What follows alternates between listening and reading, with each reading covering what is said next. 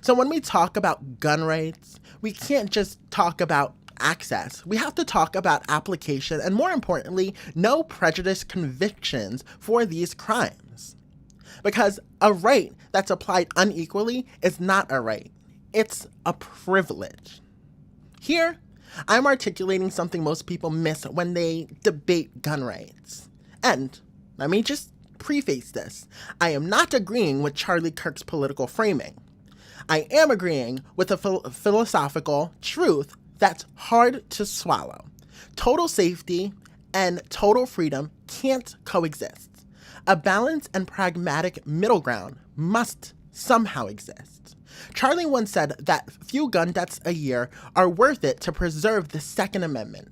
Now, I think the way he said that was callous, dismissive, and completely devoid of empathy, but the underlying truth is this. We can't completely eradicate gun violence. That's the cost of living in a free society. What we can do is build systems that hold people accountable, apply justice fairly, and prevent access for those who are truly unstable defined by professionals, not just politically unpopular and partisan talking points used to pander for a few votes in an election. Because restrictions doesn't always mean protection. Sometimes restrictions is just control dressed up as concern.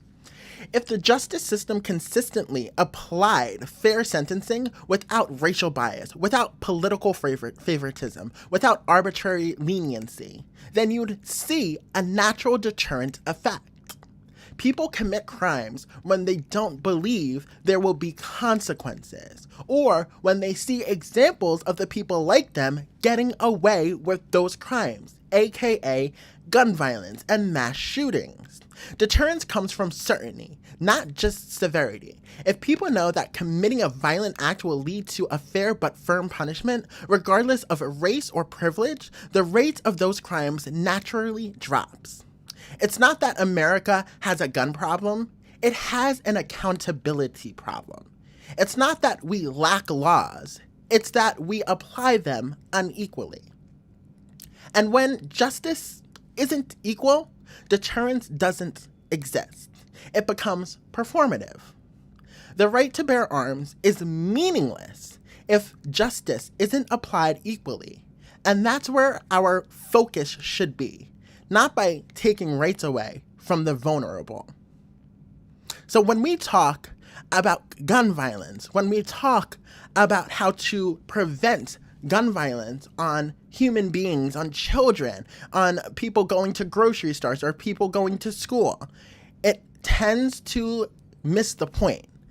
The natural deterrence to gun violence is applying justice fairly and making sure these sick individuals who choose to end lives are imprisoned for a long period of time with no chance of getting out.